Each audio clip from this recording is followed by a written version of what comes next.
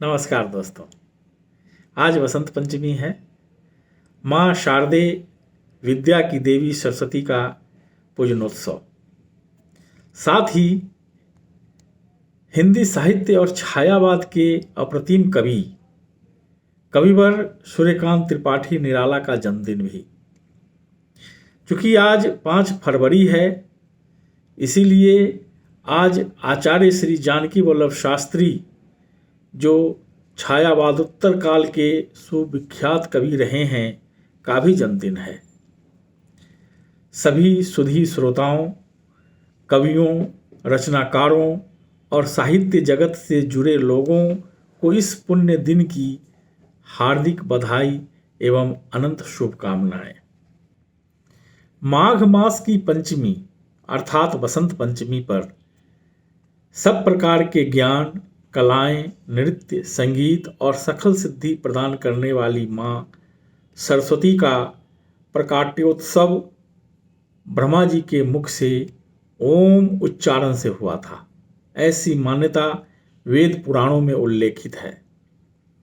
इसीलिए पंचांग के अनुसार बसंत पंचमी को श्री शारदे प्रकटोत्सव के रूप में मनाए जाने की परंपरा है।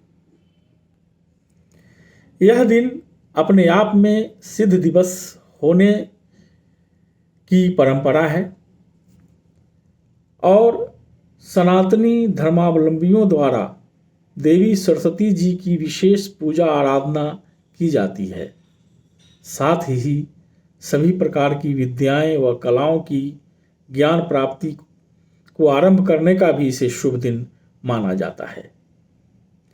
वहीं पौराणिक मान्यताओं में बसंत को कामदेव के पुत्र के रूप में वर्णित किया गया है। कविदेव ने बसंत ऋतु के लिए कहा है कि रूप व सौंदर्य के देवता कामदेव के घर पुत्रोत्पत्ति का समाचार पाते ही प्रकृति झूम उठती है। पेड़ उसके लिए नवपल्लव का पालना डालते हैं, फूल वस्त्र पहनाते हैं, पवन झुलाती है और कोमल कोयल उसे गीत सुनाकर बहलाती है। इसीलिए बसंत का संबंध कामदेव से होने के प्रमाण मिलते हैं। तभी इस दिन बिन मुहूर्त के प्रणय सूत्र में बंधने का विधान भी है। वहीं बसंत में ही देवों के देव महादेव और जग जननी पार्वती का विवाहोत्सव महाशिवरात्रि पर्व के रूप में मनाया जाता है। इस दिन शिव मंदिरों में अति विशेष पूजाएं और रात्रि जागरण का उल्लास भी मनाया जाता है। इसके अतिरिक्त भगवान श्री कृष्ण ने गीता के उपदेश में कहा कि ऋतुओं में मैं बसंत हूँ। वसंत ऋतु में ही फागुन पर्व मथुरा, वृंदावन व बरसाने में अति उत्साह से मनाया जाता है। इसी ऋतु में फागुन मास के अंतिम दिवस होली धुरेली पूरे देश में अभूतपूर्व उत्साह के साथ मनाई जाती है। बसंत ऋतु भारत और उसके निकट देशों की 6 ऋतुओं में से एक, जो ऋतुराज की संज्ञा से विभूषित है। इसे मात्र धार्मिक पर्वों के कारण ही मौसमों का राजा होने से ऋतुराज नहीं कहा जाता, बल्कि इस समय प्रकृति में होते सकारात्मक आमूल चूल परिवर्तन स्वतः ही जीवन को नई ऊर्जा से भरते हैं। बसंत यानी वह ऋतु जिसमें शीतलता तो कम है पर ग्रीष्म की भी अनुभूति नहीं। इसीलिए यह मधुमास है जिसमें प्रकृति भी संभाव से नव सृजन में कलात्मकता दिखाती है।